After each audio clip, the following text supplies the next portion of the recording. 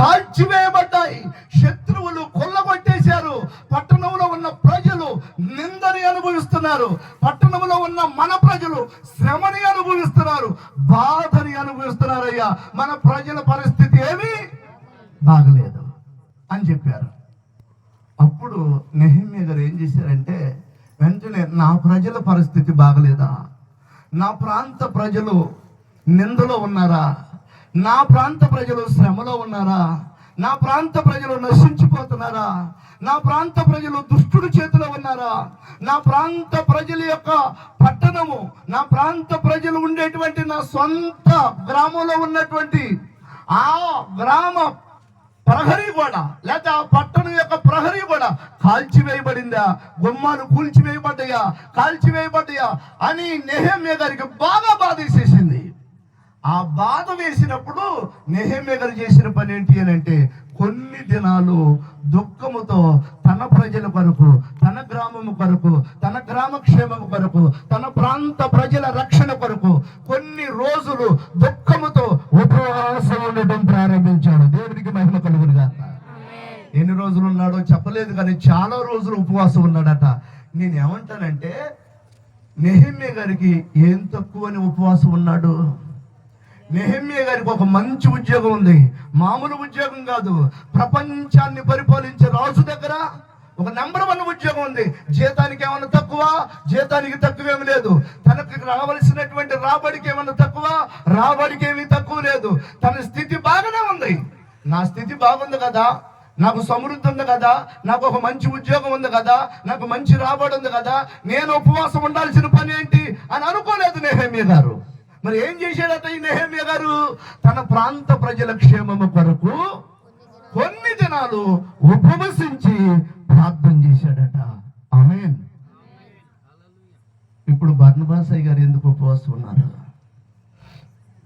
ఎందుకున్నారు అని అంటే, ఈ ప్రాంతంలో నశించిపోతున్న ఆత్మలో రక్షించబడాలి, ఉన్న సంఘం ఆత్మీయంగా బలపడాలి, ఎవరు తప్పిపోకూడదు, యవనస్తులు రక్షించబడాలి, త్రాగుబోతులు మారాలి, వ్యభిచారులు మారాలి, పాడైపోయిన కుటుంబాలు కట్టబడాలి అనే ఒక ప్రత్యేకమైన ఉద్దేశంతో ఆయనకి ఉండటానికి లేక కాదు, తినటానికి లేక కాదు, కానీ ఆత్మలో నశించిపోకూడదు అనే భారముతో, అనే వేదనతో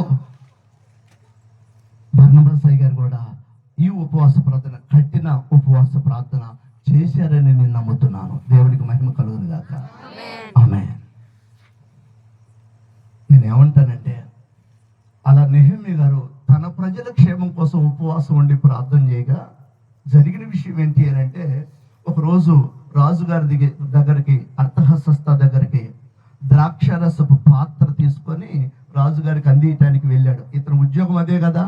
ఆ పాత్ర అందిస్తూ ఉంటే రాజుగారు చూసి, నెహెమ్యా, కొన్ని రోజుల నుంచి నీ మొహం ఏంది వికారంగా ఉంది, నీ మనసులో ఏదో బాధ ఉన్నట్టుంది, నువ్వు సంతోషంగా కనపడలేదు, కొన్ని రోజుల నుంచి నిన్ను గమనిస్తున్నాను, ఏంటి నువ్వేదో బాధగా కనపడుతున్నావు, నాకు ఎప్పుడు భోజనం పెట్టినా ఇంతకుముందు సంతోషంగా ఉండేవాడివి, నాకు ఎప్పుడు ద్రాక్ష రసం ఇచ్చినా ఇంతకుముందు సంతోషంగా ఉండేవాడివి, ఇప్పుడు ఏమైంది నీకు?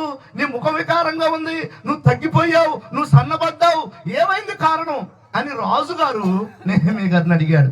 అప్పుడు నెహెమ్యా అంటాడు, అయ్యా, నా పితరుల సమాధులుండు పట్టణము పాడైపోయింది, నా సొంత గ్రామం యొక్క పట్టణం యొక్క ప్రహరీ కూడా కూల్చివేయబడింది, పట్టణ ప్రహరీ గోడ యొక్క 12 గుమ్మాలు కాల్చివేయబడ్డాయి, నా సొంత ప్రజలు నశించిపోతున్నారు, నేనుండు నా సొంత ప్రాంతంలో ఉన్న ప్రజలు దుర్మార్గంగా, అన్యాయంగా హింసించబడుతున్నారు, దోచుకోబడుతున్నారు, బాధను అనుభవిస్తున్నారయ్యా. నా ప్రజలందరూ ఇలా నశించిపోతూ ఉండగా నేను ఎలా సంతోషంగా భోజనం చేయగలను, నేను ఎలా సంతోషంగా ఉండగలను? ఇది సంతోషించటానికి తగిన సమయం కాదు. ఈనాటి దినాలలో చాలా మంది సినిమాల ముందు సంతోషించేవాళ్ళు, టీవీల ముందు సంతోషించేవాళ్ళు, సెల్ ఫోన్లలో సంతోషించేవాళ్ళు, డీజీ పాటలు పెట్టి ఆ పెళ్లిళ్ళు చేస్తూ ఉంటే ఒక్కొక్క ఏ పెళ్లి చివరికి క్రైస్తవ పెళ్లి కూడా డీజీ పాటలు పెట్టి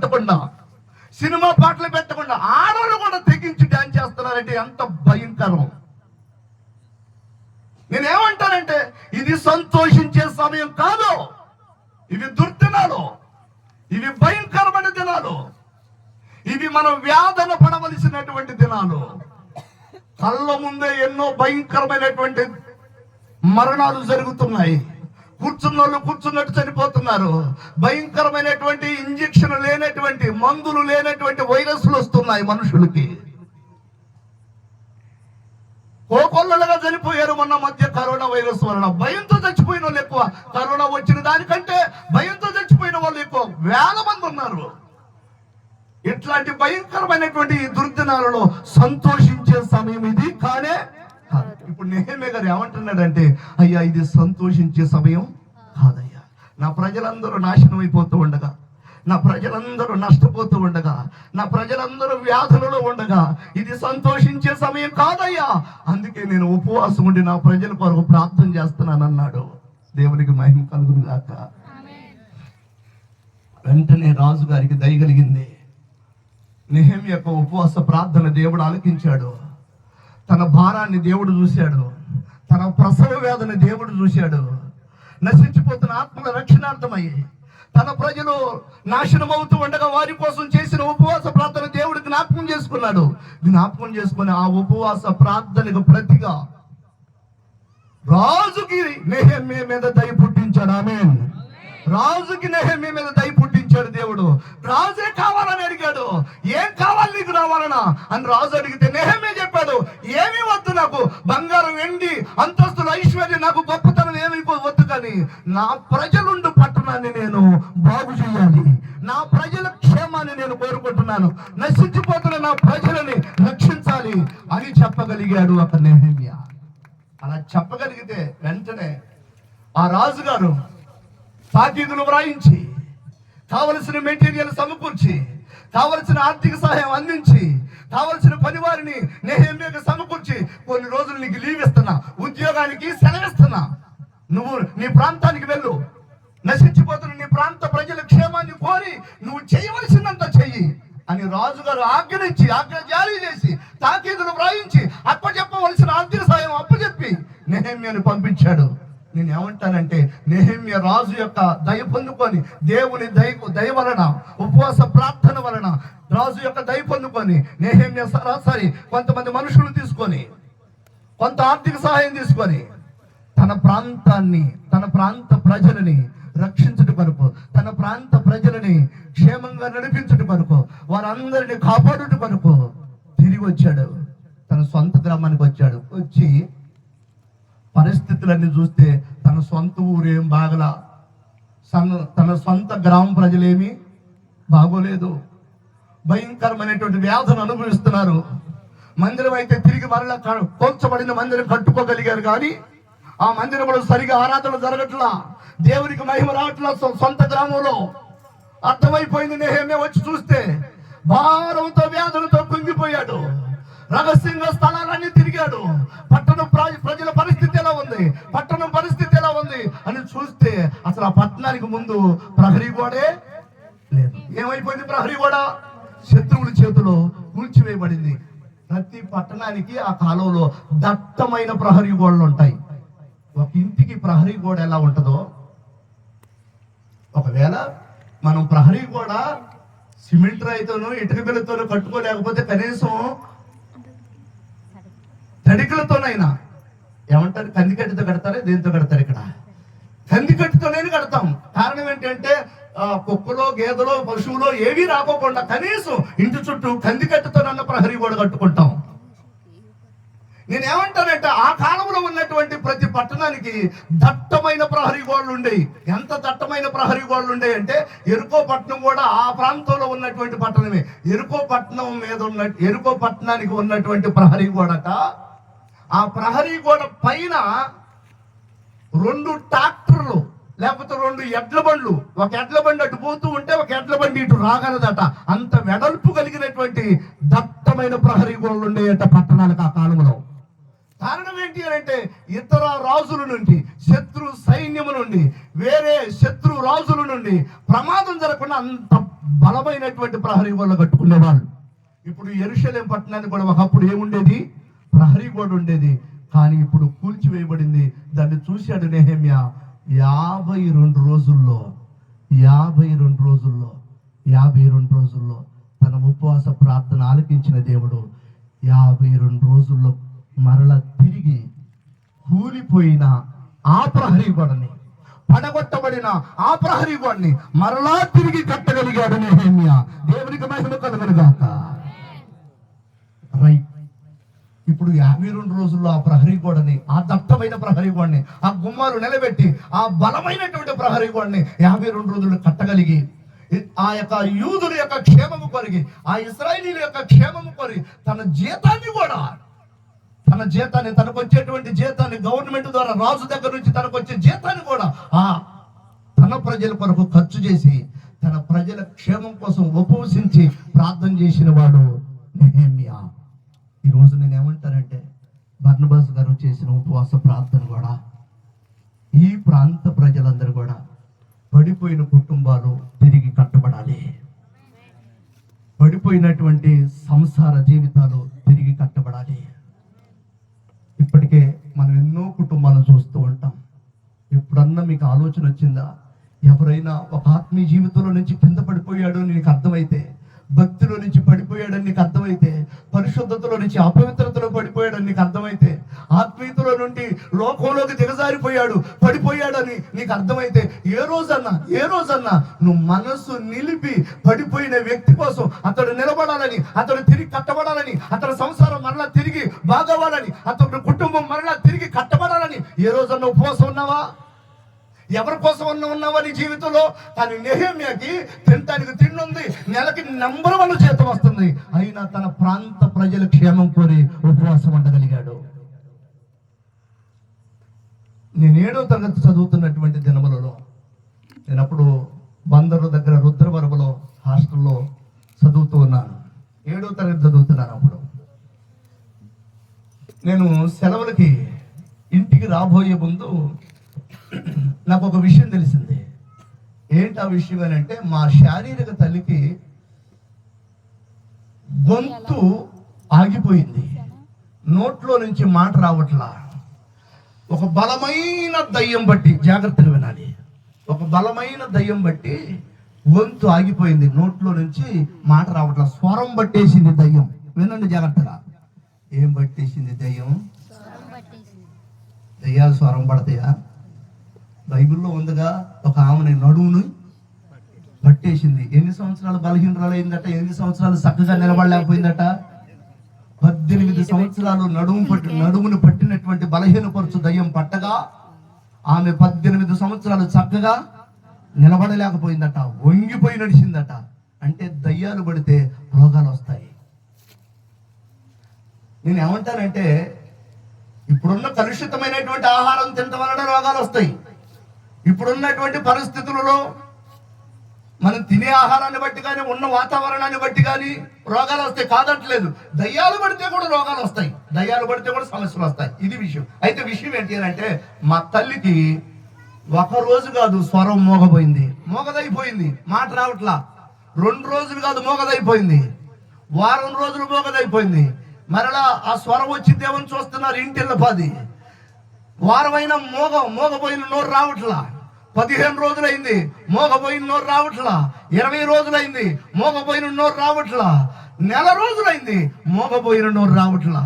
ఇక్కడే ఉన్నారు. అప్పుడు మా బర్నబాస్ గారు కూడా అక్కడ ఉన్నారండి. అప్పుడు మీరు లేదు. నెల రోజులైనా కానీ స్వరం రావట్లా, మోగదైపోయింది మా అమ్మ. అలాంటి పరిస్థితుల్లో నెల రోజులు చూసి, ఈ లోపల మా అమ్మగారు వాళ్ళ తల్లిదండ్రులు కూడా, అమ్మాయి మోగదైపోయిందంట, నెల రోజుల నుంచి మాట్లాడలేదట అని చూడటానికి వస్తున్నారట. చుట్టాలు, వాళ్ళ తల్లిదండ్రులు వచ్చారు, వాళ్ళ తమ్ముడు వచ్చాడు, వాళ్ళ అక్క చెల్లెళ్ళు వాళ్ళు వచ్చారు. అందరూ చూసి వెళ్తున్నారు. చూసి ఏందమ్మాయి అంటే ఏమీ లేదు, అన్నం తిన్నామంటే ఏమీ లేదు, ఎందుకు ఎట్టయిందంటే ఏమీ లేదు, సైకే గాని మోగపోయినటువంటి నోట్లో నుంచి మాట రావట్లేదు. నెల రోజులు అయిపోయింది. అలాంటి పరిస్థితుల్లో ఏ అంతరం కట్టించడానికి వెళ్ళలేదు. దేవునికి మహిమ కలుగును గాక. ఆ కాలంలోనే, నేను చిన్నపిల్లోని, ఆ కాలంలోనే ఏ అంతరం కట్టించడానికి వెళ్ళలేదు, ఏ మాంత్రికుడి దగ్గరికి వెళ్ళలేదు, ఏ ప్రత్యేకమైనటువంటి భూత వైద్యుడి దగ్గరికి వెళ్ళలేదు. కానీ ఆమె దగ్గరికి ఆమె సేవకులకి బాగా పరిచయం చేసేది. నాకు తెలుసు, ఇప్పుడు ఇక్కడ ఉన్న వాళ్ళకి కూడా చాలా మందికి తెలుసు. ఆమె వెళ్ళే సంఘములో ఉన్నటువంటి దైవజనుడు ఏం చేశాడంటే 7 శుక్రవారాలు ఉపవాస ప్రార్థన పెట్టాడు. దేవునికి మహిమ కలుగును గాక. ఎన్ని శుక్రవారాలు? 7 శుక్రవారాలు ఉపవాస ప్రార్థన పెట్టాడు. ఒక శుక్రవారం ఉపవాస ప్రార్థన పెట్టాడు. సంఘం అంతా కలిసి అమ్మ దగ్గరకు వచ్చి మా ఇంటి దగ్గరే ఉపవాస ప్రార్థన పెట్టారు. మోగబోయిన నోరు రాలా. మరలా 2వ శుక్రవారం ఉపవాస ప్రార్థన పెట్టారు. మోగబోయిన నోరు రాలా కీర్తన గారు. మరలా 3వ శుక్రవారం ఉపవాస ప్రార్థన పెట్టారు. మోగబోయిన నోరు రాలా. 4వ శుక్రవారం ఉపవాస ప్రార్థన పెట్టారు. మోగబోయిన నోరు రాలా. వారు పట్టు విడవకుండా ఆ సేవకుడు కూడా ఉపవాసం ఉండటం ప్రారంభించాడు. అలా ఉపవసించి ప్రార్థించగా జరిగిన విషయం ఏంటి అని అంటే 7 శుక్రవారాల ఉపవాస ప్రార్థన అయిపోయింది. దేవుని మహాకృపను బట్టి ఆమెకి ఆ గొంతును పట్టిన దయ్యం వదిలిపోయి ఆమె బాగైపోయి చక్కగా మాట్లాడటం ప్రారంభించింది. దేవునికి మహిమ కలుగును గాక. నేను ఏమంటానంటే ఉపవాస ప్రార్థనలు చేయటం వలన గొప్ప విడుదల దేవుడిస్తాడు. పడిపోయిన కుటుంబాలని దేవుడు కట్టగలడు. పడిపోయినటువంటి నీ జీవితాన్ని, నీ సంసారాన్ని తిరిగి కట్టగలడు ఉపవాస ప్రార్థన ద్వారానే. ఒకరోజు యేసుక్రీస్తు ప్రభు వారి దగ్గరికి ఒక తండ్రి వచ్చాడు. ఆయన వచ్చి అంటాడు, అయ్యా ప్రభువా, మీకు 12 మంది శిష్యులు ఉన్నారు కదా, 12 మంది శిష్యులు మా పిల్లవాడికి పట్టిన దయ్యాన్ని వదిలించలేకపోయారు, ఏంటయ్యా అని ప్రభువుని అడిగితే, ప్రభు మీ పిల్లగాడిని తీసుకురండి అని చెప్పేసి ఆ పిల్లగాడిని యేసయ్య తీసుకొచ్చి దగ్గరకు తీసుకొని ప్రార్థన చేయగా ఆ పిల్లగాడిని పట్టినటువంటి దయ్యం వదిలిపోయింది. వదిలిపోయిన తర్వాత జరిగిన విషయం ఏంటి అని అంటే, శిష్యులు యేసుక్రీస్తు ప్రభువు ఏకాంతంలో ఉన్నప్పుడు శిష్యులు వెళ్ళి యేసయ్యని అడిగారు, అయ్యా మేము ఆ దయ్యాన్ని ఎందుకు వెళ్ళగొట్టలేకపోయాం అని శిష్యులు అడిగితే, అప్పుడు యేసయ్య చెప్పిన మాట ఏంటో తెలుసా? ఇట్లాంటి దయ్యం వదిలిపోవాలంటే ఉపవాస ప్రార్థన వలనే కానీ మరి దేని వలన ఇట్లాంటి దయ్యం వదిలిపోదు అని చెప్పాడు ప్రభు. అంటే దయ్యాలు వదిలిపోవాలంటే, కుటుంబాలు కట్టబడాలి అని అంటే, సంసారాలు బాగుండాలి అని అంటే, నీ ఆత్మీయ జీవితం, పడిపోయిన ఆత్మీయ జీవితం మరలా తిరిగి కట్టబడాలి అని అంటే తప్పక ఉపవాస ప్రార్థనలో అవసరం. ఇది లోకంలో సంతోషించటానికి సమయం కాదు. ప్రతి కుటుంబం తప్పక తెలుసుకోవాల్సిన విషయం ఏంటి అని అంటే, మీరు డ్యాన్సుల్లోనూ, సినిమాల్లోనూ, టీవీల్లోనూ, ఫోనుల్లోనూ సంతోషించే సమయం కాదు. ఇప్పుడున్న పరిస్థితుల్లో ఎన్నో ఆత్మీయ జీవితాలు పడిపోతున్నాయి. ఎంతో మంది భక్తులు పడిపోతున్నారు. ఎంతో మంది కుటుంబాలు పటాపంచలైపోతున్నాయి. ఈ పరిస్థితుల్లో నేను ఏమంటానంటే, బయట వారిని అట్ట పక్కన పెట్టండి, కనీసం మీ ఇంట్లో ఉన్నటువంటి మీ పిల్లలు పడిపోవట్లా, మీ భర్త పడిపోవాలా లోకంలో, మీ కుటుంబంలో ఆత్మీయ జీవితంలో కొంతకాలం ముందుకు నడిచి మరలా లోకంలో పడిపోయిన వారు లేరు. అసలు ముందు ఆత్మీయ జీవితంలోకే రాని వారు లేరు. వీళ్ళందరి కోసం ఏ రోజన్నా కడుపు కట్టుకొని ఉపవసించి ప్రార్థించావా? దేవునికి మహిమ కలుగును గాక. ఇంకొక విషయాన్ని నేను మీకు జ్ఞాపకం చేస్తాను. చూడండి, పరిశుద్ధ గ్రంథంలో, దైవ గ్రంథంలో 2వ సమూయేలు గ్రంథము 11వ అధ్యాయము 11వ వాక్యాన్ని చదువుకుందాం. 2వ సమూయేలు గ్రంథము 11వ అధ్యాయము. ఉరియా మందసమును ఇశ్రాయేలు వారును 11 చదుమా అదే ఇశ్రాయేలు వారును యూదా వారును గుడారములలో నివసించుచుండగాను నా అధిపతియగు యోవాబును నా ఏలినవాడవగు నీ సేవకులను బయట దండులో నుండగా భోజన పానములు చేయుటకు నా భార్య యొద్ద పరుండుటకు నేను ఇంటికి పోదునా నీ తోడు నీ ప్రాణం తోడు. నేను ఈ సమయంలో ఇది భార్యతో ఉండుటకు తగిన సమయం కాదు, లోకంలో సంతోషించే సమయం కాదు అని అంటున్నాడు. ఈ వాక్యాన్ని కొద్దిగా మీకు జ్ఞాపకం చేస్తాను, జాగ్రత్తగా వినండి. ముగిస్తాను, త్వరగా ముగిస్తాను. ఉరియా అనే వ్యక్తి యుద్ధములో నుంచి రాజు పిలిపించగా, దావీదు రాజు పిలిపించగా యుద్ధములో నుంచి ఉరియా ఇంటికి వచ్చాడు. రాజుగారి ఇంటికి వచ్చాడు.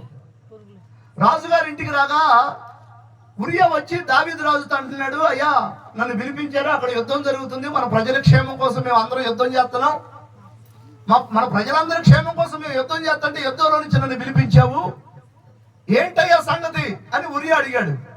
అడిగితే దావీదు చెప్తున్నాడు, కొన్ని రోజులు నీకు సెలవిస్తున్నాను, ప్రజల క్షేమం కోసం నువ్వు యుద్ధం చేయాల్సిన పని లేదు, నువ్వు ఇంటికెళ్ళి భార్యతో కొన్ని రోజులు సుఖంగా ఉండు, సంతోషంగా ఉండు, నువ్వు ఇంటికెళ్ళు అని అన్నాడు. అప్పుడు ఉరియా అంటాడు, నా ప్రజల క్షేమము కొరకు, జాగ్రత్తగా వినండి, నా దేశ ప్రజల క్షేమము కొరకు, రాజువైన నీ క్షేమము కొరకు, ఈ దేవుని నమ్మినటువంటి ప్రజలందరి క్షేమము కొరకు, నాతో ఉన్నటువంటి సైనికులు, నాతో ఉన్న సైనాధికారులు, నాతో ఉన్నటువంటి ఈ దేశ క్షేమము కోసం ఉన్నటువంటి సైన్యం అంతా అక్కడ యుద్ధం చేస్తూ ఉంటే నేనేమో నా భార్యతో సుఖంగా ఉండటానికి ఇది సమయం కాదు రాజా, నేను తప్పక అక్కడ యుద్ధాన్ని వదిలిపెట్టి నా భార్యతో సుఖంగా ఉండటానికి, నా భార్యతో సంతోషించడానికి, ఇంటికి వెళ్ళి రెస్ట్ తీసుకోవడానికి ఇది సమయం కాదు అని ఉరియా రాజుతో మాట్లాడినటువంటి సందర్భం ఇది. నేను ఏమంటాను అని అంటే, దేవుని పిల్లలమైనటువంటి మనం గమనించాలి, ఇది ఈ కాలంలో ప్రార్థనలో యుద్ధం చేయవలసినటువంటి సమయం ఇది, ప్రార్థనలో పోరాడవలసినటువంటి సమయం ఇది. అవసరమైతే ఉపవాసాలు నుండి నడుము కట్టుకొని మనందరి ప్రజల రక్షణ కొరకు, మన దేశ క్షేమము కొరకు, నశించిపోతున్న ఆత్మల రక్షణ కొరకు ప్రార్థనలో యుద్ధం చేయవలసినటువంటి సమయం ఇది. ఇట్లాంటి సమయంలో నేను భార్యతో ఉండటానికి ఇది సమయం కాదయ్యా అని ఉరియా అన్నట్టుగా ఎవరైనా అనగలుగుతున్నారా? ఈనాటి దినాలలో భయంకరమైన పరిస్థితులు దేశం మీదకి వచ్చాయి. ఆల్రెడీ ఇప్పటికే గత సంవత్సరంలో కూడా కాదు, కొన్ని నెలల క్రితమే మణిపూర్ రాష్ట్రంలో సుమారుగా 300 చర్చిలని కూలగొట్టేసేసారు, వందలాది మంది క్రైస్తవులని నిలువున చంపేసేసారు. అక్కడ దాకేందుకు మొన్న జన్వాడలో, మన పక్కన తెలంగాణ రాష్ట్రంలో చర్చిలో నెగతొక్కడానికి ప్రయత్నం చేస్తున్నారు. నేను ఏమంటానంటే, క్రైస్తవ్యం లేకుండా అవసరమైతే క్రైస్తవుల్ని చంపటానికి కూడా సిద్ధపడుతున్నటువంటి దుర్దినాలలో ఉన్నాం మనం. మొన్న ఇక్కడే పరిటాలలో 3 రోజుల క్రితమే అనుకుంటాం, 3 రోజుల క్రితం పరిటాలలో ఒక వృద్ధాప్యంలో ఉన్నటువంటి ఒక తండ్రి గారు కరపత్రిక పంచుతుంటే, యేసయ్య గురించి రక్షణ పొందండి, యేసయ్యను నమ్ముకోకపోతే నరకానికి వెళ్తారు, ఆయన నమ్ముకుంటే పరలోకానికి వెళ్తారు, ఆయన మన పాప విమోచన వరకు సిలువలో రక్తాన్ని చిందించాడు, ఆ రక్తంలో మీ పాపాలు ఒప్పుకొని కడుక్కోండి, పరలోకానికి వెళ్తారు, ఇక్కడ చచ్చిపోతే పరలోకంలో కళ్ళు తిరుగుతాం, ఒకవేళ ఇక్కడ చచ్చిపోతే యేసయ్యను నమ్ముకోకుండా, ఆయన రక్తంలో కడగబడకుండా ఇక్కడ చచ్చిపోతే నరకానికి వెళ్ళిపోతాం, అగ్నిగుండంలో పడిపోతాం, ఆత్మపోయి అగ్నిగుండంలో పడిపోద్ది. అట్లాంటి అగ్నిగుండాన్ని తప్పించుకోవాలంటే నిజదేవుడైన యేసయ్యను నమ్ముకోండి, ఆయన రక్తంలో మీ పాపాలు కడుక్కోండి అనే ఒక చిన్న కరపత్రిక పరిటాలలో పంచుతుంటే, ఆర్ఎస్ఎస్ మతోన్మాదులు కొంతమంది అడ్డం తిరిగి మాకు పంచడానికి ఇల్లేదు, ఈ గ్రామంలో పంచడానికి ఇల్లేదు, ఈ ప్రాంతంలో పంచడానికి ఇల్లేదు అని చెప్పేసి దాడి చేయగా ఆ కలజోడు కింద పడిపోయిందట. అతనితో పాటు ఇంకొక 4 వచ్చారట. ఈ వ్యక్తిని బలముగా దాడి చేసి క్రీస్తు సువార్త ప్రకటించడానికి వీల్లేదని అడ్డగించారు మన పక్కన పరిటాల్లో. రానున్న రోజులు ఇట్లాంటి పరిస్థితులు రాబోతున్నాయి. గనుక నేనేమంటాను అంటే, ఇట్లాంటి భయంకరమైన పరిస్థితుల్లో మనం ఉండి ఉండగా తప్పక వీటిని జయించాలంటే, వీటిని ఎదిరించాలంటే, వీటిలో మనం దేవుని కొరకు నిలబడాలి అనంటే, వీటిలో మనందరి కుటుంబాలు రక్షించబడాలి అనంటే, ఇట్లాంటి కఠినమైన చట్టాలు వచ్చినా మనం దేవుని రాజ్యానికి వెళ్ళాలి అనంటే, మన పిల్లలు కూడా రక్షణలోకి రావాలి అనంటే తప్పక ఉపవాస ప్రార్థనలు అవసరం. ఉపవాస ప్రార్థనలు అవసరం. ఇది సమయం కాదు. లోకంలో తిని తాగి ఇష్టం వచ్చినట్టు తిరగటానికి ఇది సమయం కాదు. దుర్దినాలు వచ్చేసినాయి, చెడ్డ దినాలు వచ్చేసినాయి, భయంకరమైన పరిస్థితులు ఎదురవుతున్నాయి. గనుక తప్పక ఎవరికి వారు ఉపవాస ప్రార్థనలు చేయటం మంచిది. ఎంతమంది ఉంటున్నారు ఉపవాస ప్రార్థనలో? నేను అంటాను, బైబిల్లో లోకాసు వార్తలు 6వ అధ్యాయం 25వ వచనంలో ఒక మాట ఉంటుంది, అయ్యో కడుపు నిండా తిన్నవారులారా, ఇప్పుడు కడుపు నిండా తిన్నవారులారా మీకు శ్రమ. నాతో పాటు చెప్పండి, అయ్యో. అసలు అయ్యో అనే మాట అంత చిన్నంగా అంటారు కూడా. అయ్యో అని ఎప్పుడు అంటాం? యేసయ్యకి ఎంత తీవ్రమైన బాధ వస్తే ఈ మాట అన్నాడు. ఆయన అన్నాడు, అయ్యో ఇప్పుడు కడుపు నిండిన వారులారా, ఇప్పుడు కడుపు నిండా తింటున్న వారులారా, గడ్డి మేసినట్టు మేస్తున్న వారులారా అన్నట్టుగా అన్నాడు. కడుపు నిండా తింటున్న వారులారా మీకు శ్రమరా అంటే దాని అర్థం ఏంటి అని అంటే, యేసయ్య యొక్క అర్థం ఏంటి అని అంటే, కడుపు నిండా తినకుండా వారానికి ఒక రోజున కడుపు మార్చుకోమని అర్థం. ఉంటున్నారా? వారానికి ఒక రోజున ఉపవాసం. నీ కుటుంబం కట్టబడాలని, నీ పిల్లలు నరకానికి వెళ్ళకూడదని, నీ భర్త మారుమూడ్చి పొందాలని, నీ బంధువులు రక్షించబడాలని, నీ కుటుంబం వెలిగించబడాలని, నీ కుటుంబంలో ఉన్న దరిద్రం పోవాలని, వస్తున్నటువంటి క్రైస్తవులకు విరోధకరమైనటువంటి చట్టాలు తొలగిపోవాలని, వాటిని జయించాలని ఎప్పుడన్నా ఉంటున్నారా ఉపవాసం? రైట్. దేవుని వాక్యం సెలవిస్తుంది. అయ్యో, అసలు చదవండి మాట. అందరూ దీని బైబిల్లో చదివితే కానీ రోసం వచ్చింది మనకి. ఉన్నాం అందరూ దీని లోకాసువార్త 6:25 వచ్చింది. లోకాసువార్త 6:25 వచ్చింది. చదువునారా? ఇప్పుడు చదవండి. అందరూ తీసినట్టున్నారు. లోకాసువార్త అంటే ఈజీగా దొరికింది. అయ్యో అయ్యో అనకూడదు. అయ్యో ఇప్పుడు కడుపు నిండిన వారులారా మీరు రాబోయే రోజుల్లో ఆకలి కొంటారు.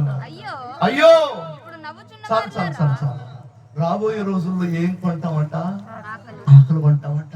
ఇప్పుడు కడుపు నిండా తింటున్న వారులారా మీరు ఒక్క రోజన్నా, వారానికి ఒక్క రోజన్నా మీ ఆత్మల రక్షణార్థమై, మీ కుటుంబాల క్షేమం కొరకు, దేశంలో క్రైస్తవులకు విరోధమైనటువంటి చట్టాలు తొలగిపోయినట్లుగా వారానికి ఒక రోజున్న ఉపవాస ప్రార్థన చేయకపోతే రానున్న రోజుల్లో మనం ఆకలి కొంటామట. తినటానికి తిండి దొరకదట.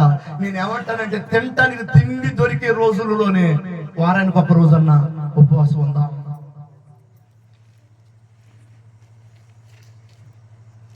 బైబిల్లో దేవుని పిల్లలైనటువంటి యోధా జాతి మొత్తాన్ని చంపేయమని ఒక చట్టం తయారు చేయించాడు ఆమాను గాడు. ఎవడాడు?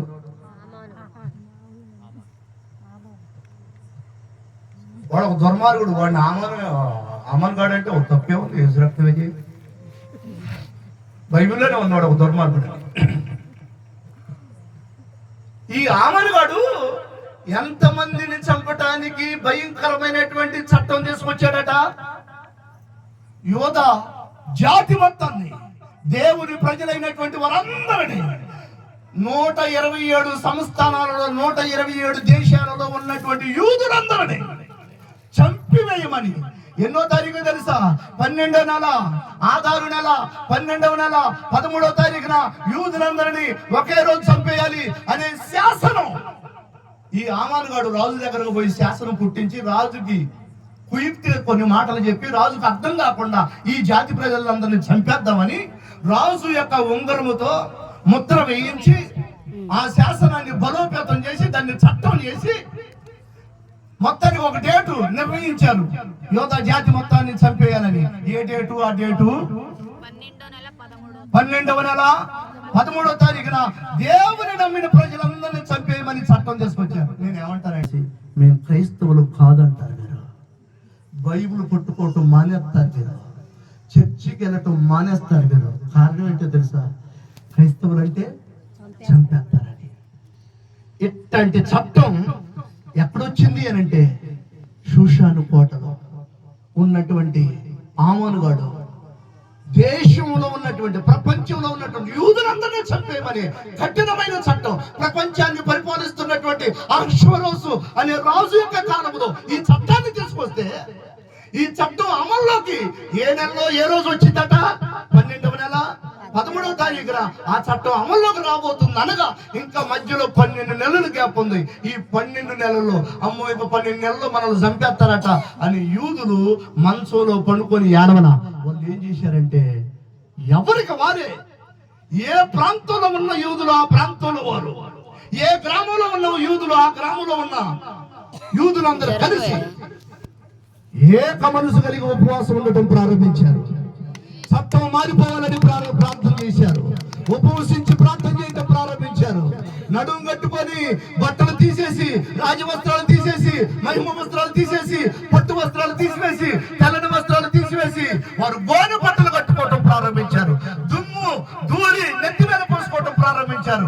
ఉపవాస ప్రార్థన ఒకరు కాదు, ఒక మొర్తికై కాదు, ఒక ఎస్తేరు కాదు, ప్రపంచంలో ఉన్నటువంటి యూదులందరూ కూడా, దేవుని పిల్లలందరూ కూడా ఉపవాస ప్రార్థన చేయడం ప్రారంభించారు. అలా ఉపవాస ప్రార్థన చేయగా ఒక రోజు కాదు వాళ్ళు చేసిన ఉపవాస ప్రార్థన, నెలల తరబడి ఉపవాస ప్రార్థన చేయగా జరిగిన విషయం ఏంటి అని అంటే, సింపుల్ గా చెప్పేస్తా, అదంతా చెప్పరు, ఇప్పుడు స్టోరీ అంతా చెప్పరు. జరిగిన విషయం ఏంటి అని అంటే, యూదులందరినీ చంపివేయమని ఏ చట్టం ఉందో ఆ చట్టాన్ని మార్చడానికి వీల్లేదు. కారణం ఏంటంటే, రాజుగారి యొక్క ఉంగరపు ముద్ర వేస్తే ఒకసారి చట్టం అయితే చట్టాన్ని మార్చడానికి వీల్లేదు. పారసీకుల యొక్క ఆ యొక్క చట్ట ప్రకారము. అప్పుడు వీళ్ళందరూ ఉపవాస ప్రార్థన చేయగా మరణం తొలగిపోవాలయ్యా, రక్షించబడాలయ్యా, యూదులందరికీ క్షేమం రావాలయ్యా, క్రైస్తవులందరికీ క్షేమం రావాలయ్యా అన్నట్టుగా ప్రార్థన చేయగా, ఉపవాస ప్రార్థన చేయగా ఆ చట్టాన్ని తలదన్నే మరొక చట్టం పుట్టింది. దేవునికి మహిమ కలుగును గాక. ఏంటిది? అర్థమైన చెప్పండి, ఏంటిది? నువ్వు ఒక్కదాని కాదు, వీళ్ళందరికీ అర్థమైందో లేదో అది కావాలా. ఏం పుట్టింది మళ్ళీ? ఆ చట్టాన్ని, మరణ శాసనాన్ని రాసినటువంటి యూదులందరి మరణ శాసనాన్ని రాసిన చట్టాన్ని తలదన్నే మరొక చట్టం పుట్టింది. దేవునికి మహిమ కలుగును గాక. ఆ చట్టం ఏంటి అని అంటే, ఆ చట్టంలో ఏముంది అని అంటే, ముందున్న చట్టాన్ని మార్చడానికి కుదరదు కదా. ఇప్పుడు ఇంకో చట్టం, ఇది ఉపవాస ప్రార్థన వలన వచ్చిన చట్టం ఏంటి అని అంటే, ఎవరైతే యూదులను చంపాలనుకున్నారో యూదులు శత్రువులందరినీ యూదులే చంపాలని చట్టం వచ్చింది. ఆమేన్. అట్లాంటి చట్టం రాగా వారందరూ రక్షించబడ్డారు. యోధా జాతి అంతా రక్షించబడ్డారు. యోధా జాతి అంతా మరణం నుంచి తప్పించబడ్డారు. యోధా జాతి అంతా ఆ దుఃఖము నుంచి నివారణ పొందారు. ఆ చట్టం రాగా, ఆ చట్టం ఎందుకు వచ్చింది అని అంటే, వారి మీద ఉన్న మరణం ఎందుకు తొలగిపోయింది అని అంటే, ఆ చట్టం ఎందుకు అమలు కాలేకపోయింది అని అంటే, వారు చేసిన ఉపవాస ప్రార్థన. ఈ రోజు నేనేమంటానంటే, ప్రతి కుటుంబంలో ఒక ఉపవాస వీరుడు లెగవాలి. ఒక అయ్యగారే కాదు, ఈ గ్రామంలో నశించిపోతున్న ఆత్మలు రక్షించబడాలి, దేశంలో నశించిపోతున్న ఆత్మలు రక్షించబడాలి. ఇది సినిమాలు చూసే సమయం కాదు, డ్యాన్స్ బళ్ళు వేస్తూ ఆ డీజీ పాటలకు డ్యాన్సులు వేసే సమయం కాదు. ఇది లోక సంబంధమైన విందులు వినోదాలలో పాల్గొనే సమయం కాదు. ఈ సమయం ఏం సమయం అని అంటే, మనందరి క్షేమం కోరి, నశించిపోతున్న ఆత్మల క్షేమం కోరి, దేశ క్షేమం కోరి, మోగులూరు గ్రామం క్షేమం కోరి మీరు చేయవలసిన పని ఏంటంటే, అయ్యగారు ఒక్కడే కాదు, మీరందరూ ఉపవాస ప్రార్థనలు చేయాలి. దేవుడు అంటున్నాడు, అయ్యో ఇప్పుడు కడుపు నిండా తిన్నవారులారా, మీకు ఆకలి అయిద్దిరా, ఒకరోజు మీకు ఆకలి అయిద్దిరా. ఇలాగే ఇజ్రాయెల్ దేశంలో మాకంతా బాగుందని అనుకున్న సమయంలో వారికి కరువులాగా కడుపును పుట్టిన బిడ్డలనే వండుకొని తినే పరిస్థితి వచ్చింది. నేనేమంటానంటే, ఇవన్నీ వివరిస్తే చాలా సమయం అయిపోద్ది. అట్లాంటి దుర్దినాలు మన జీవితంలోకి రాకమునిపే మనం కడుపు కాల్చుకుందాం. ఉపవాస ప్రార్థన చేయటం వలన దేశం రక్షించబడింది. మీరు ఎప్పుడైనా కనీసం మీ గురించి, మీ పిల్లల గురించి, మీ భర్త గురించి ఉపవాసం ఉన్నారా? ఎప్పుడైనా నశించిపోతున్న ఆత్మలు నరకంలో పడిపోతారని ఎప్పుడన్నా బాధపడ్డారా? ఆ బాధ మనకు ఉండాలి. ఆ బాధ రానంత కాలం నువ్వు ఉపవాసం ఉండలేవు. ఆ సత్యం అర్థం కానంత కాలం నువ్వు ఉపవాసం ఉండలేవు. యేసుక్రీస్తు ప్రభు వారికి తెలిసింది ఏమని అంటే, మీ కుడి చెయ్యి నిన్ను అభ్యంతరం పెడితే అవసరమైతే దాన్ని నరికి పారేయరా నాయన. ఒక చెయ్యి లేకుండా అవసరమైతే పరలోకం వస్తావు నువ్వు. రెండు చేతులు కలిగి నువ్వు నరకంలో పడే కాడికి అవసరమైతే ఒక చెయ్యి లేకుండా అయినా పరలోకం వస్తావు. పాపానికి ప్రేరేపిస్తున్న నీ చెయ్యిని అవసరమైతే నరికేసేయరా అని అన్నాడు యేసుక్రీస్తు ప్రభువు. కారణం ఏంటి అంటే, నరకంలో ఉన్న బాధ ఆయనకు తెలుసు. నీ కుడి కన్ను నిన్ను అభ్యంతరం పెడితే అవసరమైతే ఆ కన్నుని తీసి పెరికి పారేయరా. నీ కుడి కన్ను ఏ పాపానికి ప్రేరేపిస్తుందో, ఏది చూడాలని నిన్ను ప్రేరేపిస్తుందో, ఏ అశ్లీలత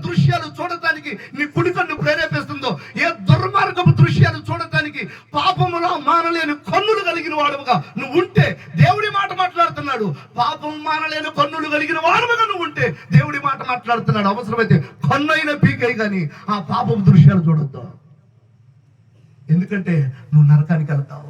నరకములో వేదన, నరకములో పళ్ళు కొరుక్కోవటం, నరకములో దుఃఖము, నరకములో సహాయం చేసేవాళ్ళు ఎవరు ఉండరు.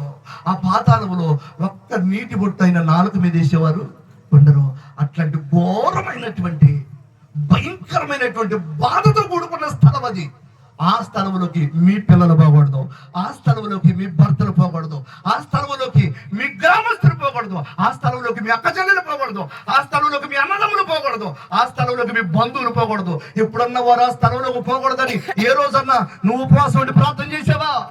ఈ రోజైనా, ఈ వాక్యం అయిన తర్వాత అయినా తప్పక ఎక్కడి నుంచైనా మీరు ప్రారంభించండి. వారానికి మీ కుటుంబంలో ఒకరి కోసం ఉపవాసం ఉండండి. వారానికి ఒకరి కోసం ఉపవాసం ఉండండి. ప్రభువా, ఈ రోజు ఈ వారంలో నా పిల్లోడు రక్షించబడాలని ఉపవాసం ఉంటున్నానయ్యా, వాడు నరకం నుంచి తప్పించబడాలి. రేపు వచ్చే వారంలో నా భర్త రక్షణ కోసం ఉపవాసం ఉంటున్నానయ్యా, నా భర్త నరకానికి వెళ్ళకూడదు, నా భర్త నరకం నుంచి తప్పించబడాలి, ఏ విధము చేతనైనా రక్షించయ్యా అని మరొక ఉపవాసం. కనీసం నీ కుటుంబం కోసం నువ్వు ఉపవాసం ఉంటే, ఇలా చేయగలిగితే దేవుడు కార్యాలు చేయటం ప్రారంభిస్తాడు. దేవుడు కార్యాలు చేయటం ప్రారంభిస్తాడు. నాకు తెలిసినటువంటి ఒక వ్యక్తి ఉన్నాడు. ఆ వ్యక్తి నాకు బాగా తెలిసిన వ్యక్తి. తనకి తెలిసినటువంటి అతను మారు మనసు పొందిన క్రొత్తలో, బాప్తీసం తీసుకొని మారు మనసు పొందిన క్రొత్తలో ఒక కుటుంబాన్ని చూశాడు. ఆ కుటుంబంలో భార్యాభర్తలు ఇద్దరు గొడవలు ఆడుకుంటున్నారు. ఆ భార్యాభర్తలు ఇద్దరు గొడవలు ఆడుకోవటమే కాదు, చివరికి విడాకులు దాకా వచ్చేసారు. భార్యాభర్తలు విడాకులు దాకా రావటమే కాదు, భర్త ఇంకొక అమ్మాయితో అక్రమ సంబంధం పెట్టుకున్నాడు. ఆ అక్రమ సంబంధం పెట్టుకోవటం వలన కుటుంబంలో నెమ్మది లేదు. అట్లాంటి పరిస్థితుల్లో ఆ వ్యక్తి ప్రభువుని నమ్ముకున్నటువంటి ప్రొత్తది. ఆ ప్రభువుని నమ్ముకున్నటువంటి ప్రొత్తలో ఆ వ్యక్తి వెళ్ళి ఆ ఇంటికి వెళ్ళి ఆ భార్యాభర్తలిద్దరికి వాక్యాన్ని చెప్పి, ఆ భార్యాభర్తలిద్దరికి కొన్ని విషయాలు చెప్పి, ఆ తర్వాత ఆ వ్యక్తి దేవుని మాటలు చెప్పటమే కాదు, ఆ కుటుంబం కట్టబడాలని ప్రాకులాడటమే కాదు, దేవుని మాటలతో బలపరచటమే కాదు, ఆ వ్యక్తికి తెలియకుండా ఆ కుటుంబం కట్టబడాలని, ఆ కుటుంబం రక్షించబడాలని, ఆ కుటుంబం నరకానికి వెళ్లకుండా తప్పించబడాలని, ఆ కుటుంబ క్షేమం కోసం ఆ కుటుంబానికి తెలియకుండా ఈ నూతనంగా రక్షించబడిన వ్యక్తి కడుపు కట్టుకొని ఆ వ్యక్తి కోసం ఉపవాసం ఉన్నాడు. ఎప్పుడైతే ఈ నూతనంగా రక్షించబడిన వ్యక్తి కడుపు కట్టుకొని ఉపవాసం ఉన్నాడో, ఆ ఉపవాస ప్రార్థన దేవుడు ఆలకించాడు. ఆ ఉపవాస ప్రార్థన దేవుడు ఆలకించి జరిగిన విషయం ఏంటి అంటే, వారిద్దరి భార్య భర్తలు విడిపోయి విడాకులు తీసుకుంటారన్న దాకా వచ్చిన ఆ కుటుంబాన్ని దేవుడు మరలా తిరిగి కట్టాడు. దేవునికి మహిమ కలుగును గాక. వారిద్దరిని, వారి భార్యాభర్తలను కట్టడమే కాదు, కుటుంబాన్ని నిలబెట్టడమే కాదు, ఆ కుటుంబంలో ఉన్నటువంటి ఆ భార్యాభర్తలు దైవ సేవకురాలు అయిపోయారు. దేవునికి మహిమ కలుగును గాక. నేను ఏమంటానంటే, ఒక్కడు ఉపవాస ప్రార్థన, నిజముగా మనఃపూర్వకంగా చేసిన ఉపవాస ప్రార్థన ఆ వ్యక్తి కుటుంబాన్ని కట్టగలిగింది. ఆ వ్యక్తి కుటుంబాన్ని కట్టగలగటమే కాదు, ఆ కుటుంబం సేవకులయ్యారు. నేను అంటాను, మీరు చేసే ఉపవాస ప్రార్థన తప్పక వృధాగా పోదు. ఏదో ఒక రోజు నశించిపోతున్న మీ కుటుంబంలో ఉన్నటువంటి పిల్లలు రక్షించబడటానికి కారణమైంది. నశించిపోతున్న నీ భర్త రక్షించబడటానికి కారణమైంది నువ్వు చేసే ఉపవాస ప్రార్థన. రైట్, ఇలా చెప్పుకుంటూ పోతే ఈ రాత్రి చాలా టైం అయిపోతుంది. రైట్, ఈ రాత్రి ఒక తీర్మానం చేసుకుందాం. మనం ఏమైనా తీర్మానం చేసుకుందామంటే, తప్పక వారానికి ఒక రోజన్నా మా దేశ రక్షణ కొరకు ఉపవాసం ఉంటామయ్యా, మా గ్రామంలో నశించిపోతున్న ఆత్మల రక్షణ కొరకు ఉపవాసం ఉంటామయ్యా, వారానికి ఒక రోజన్నా మా ఇంట్లో ఉన్నటువంటి ఇంకా నరకానికి వెళుతున్నటువంటి వారి కొరకు ఉపవాసం ఉంటామయ్యా అని మనం ప్రార్థన చేయగలిగితే, దేవుడు తప్పక మీ అందరి జీవితాల్లో, మీ కుటుంబాల్లో, మీ గ్రామంలో దైవ కార్యాలు, గొప్ప కార్యాలు దేవుడు జరిగించగలడు. ఒక అయ్యగారు చేయటమే కాదు, మనం కూడా చేయాలి. రైట్, ఇది ఏ సమయం కాదు, తినుటకు త్రాగుటకు సమయం కాదు, లోకంలో విందులు వినోదాలు అనుభవించడానికి ఇది సమయం కాదు, లోకంలో విచ్చలవిడిగా తిరగటానికి, లోకాన్ని అనుభవించడానికి ఇది సమయం కాదు. ఈ లోక నటన గతించిపోతుందని దేవుని వాక్యం సెలవిస్తుంది. కనుక ఒక్క నిమిషం అందరు లేచి నిలబడితే ప్రార్థన చేసుకుందాం, చిన్న ప్రార్థన చేసుకుందాం. అందరు లేచి నిలబడదాం.